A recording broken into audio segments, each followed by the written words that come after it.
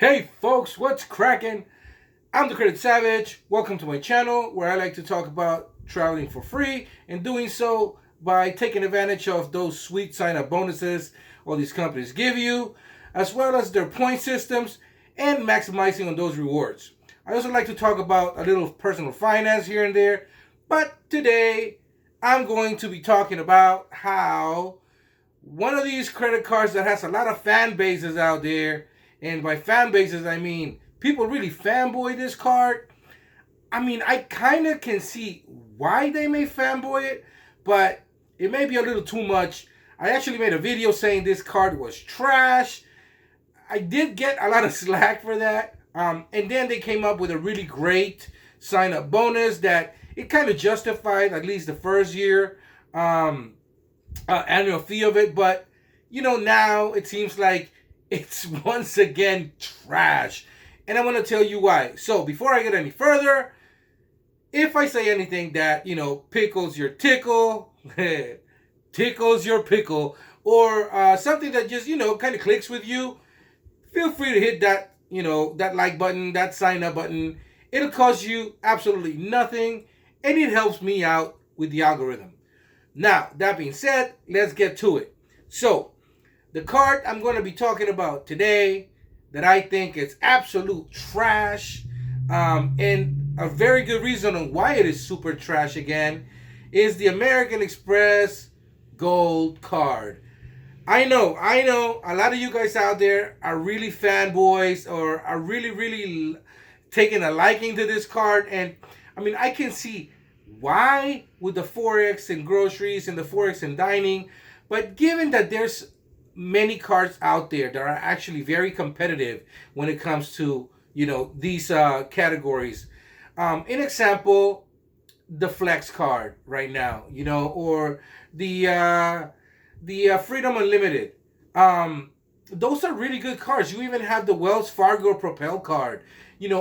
What do these credit cards have in common? Well, they have no annual fee. And American Express is charging you a nice hefty $250 annual fee to give you the right to have Forex back per dollar spent on groceries and Forex back on dining. Now, they try to sugarcoat it and say that, the reason why they charge you this is because, they have all these administrative fees, as well as they're giving you $220 in credits back. But are they really? Are they really? It makes it really difficult for me to use a credit when I have to jump through hoops to get it. Moreover, it's not like I'm getting $120 right off the bat. And what I'm talking about right now is their dining credit. Just specifically their dining credit. It seems like I have to go and jump through hoops to be able to get, and maximize on $10 a month. And then on top of that, I have to do it twice, 12 times in order to get those $120. And I have to spend money on very specific restaurants, as opposed to just getting a $120 credit that I could spend as I see fit. That's my biggest pet peeve. Now, when it comes to the traveling credit that they give you, or the travel credit, which is $100, it's very specific. You have to pick one airline, one airline, and you have to spend the $100 in incidentals. It's not like you can use it towards a fare.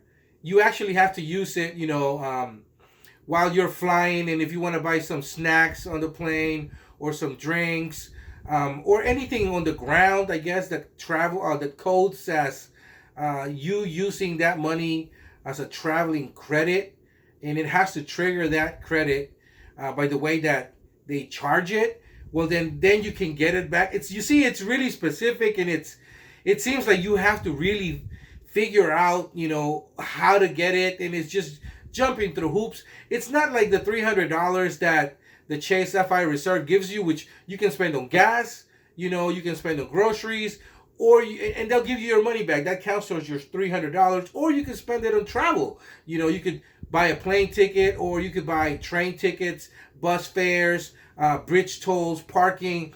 it's very lenient when it comes to getting your money back. So if they did that, I can see how you would then be like, okay, so I'm getting $220 back. But you're not. You're really not.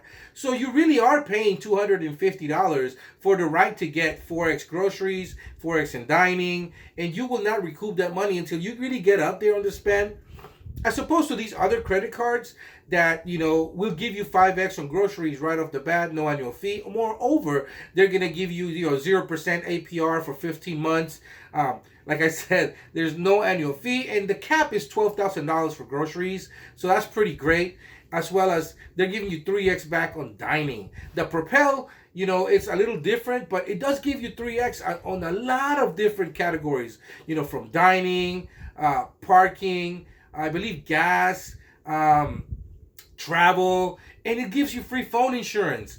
That's a really big thing for me. So as you can see, those 3 credit cards right off the bat, just, like right out of the top of my mind is just, they're so much better than the American Express Gold card. And on top of that, right now, you're losing the $100 airline credit that they're giving you.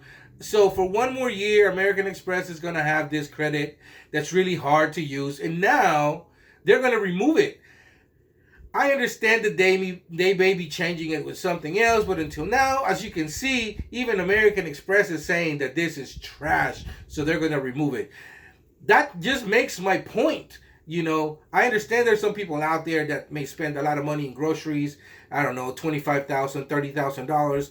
And this card makes sense, to you if you're spending that much money on groceries. But if you're like the typical American family that spends between $800 to $1,000 a month in groceries, then that card makes no sense, because then you're spending more than you really are getting back. So you'll be better off with getting a credit card that has, a no annual fee, albeit, yes, it has less of a amount of money that you can spend on groceries, which these 2 credit cards between the Unlimited and the Flex will be $12,000, each card per year. But that's actually what the average household spends on groceries. So you can see how those numbers, came up.